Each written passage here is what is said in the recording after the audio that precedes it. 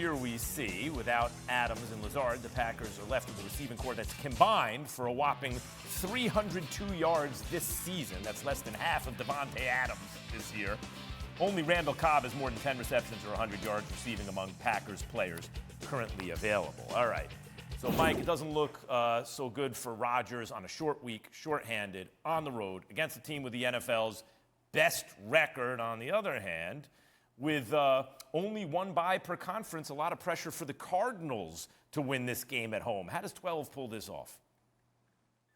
Oh, this is really intriguing, guys. First of all, Vance Joseph, the defensive coordinator of the Cardinals, someone I work with in Miami, I think deserves to be a head coach again. He was for the Broncos, and they're doing great on defense. Here's the opportunity, guys.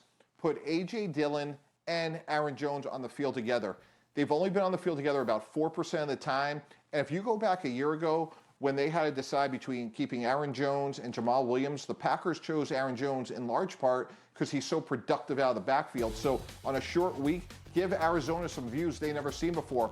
Put them on the field together. You got Robert Tonyan, you got Randall Cobb, but feature Aaron Jones in the running game. That's going to be something that Arizona has in the passing game, That's something Arizona hasn't seen a lot of. You have AJ Dillon who can still run the ball. So it's a short week. You could turn this sort of like desperate situation at receiver into an opportunity with Aaron Jones.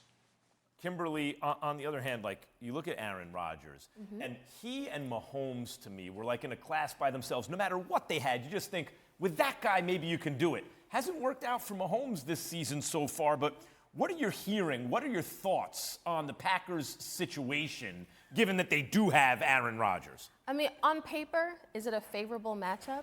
Of course not. No. Davante Adams accounts for, he's got more receiving yards than 4 of their players combined, 4 of their top guys combined.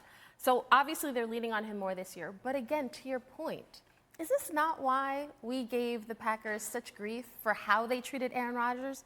Because he's Aaron Rodgers, right? Because in these moments when it seems like, oh, this team has no shot. Oh, yes, they do.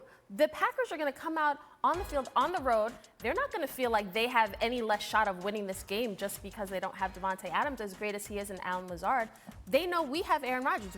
In their minds, we have the better quarterback. So it's a tough task. All the pressure to me is on Arizona because they have the undefeated record and they're playing at home.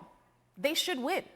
So the Packers are going in there like, okay. House money. Although the only one bye per conference throws a wrinkle into that. You are so right about Rodgers and about the fact that the way they've handled this is less than ideal. If you look at the Packers every year, they're top 6 to 8, even when they have no team.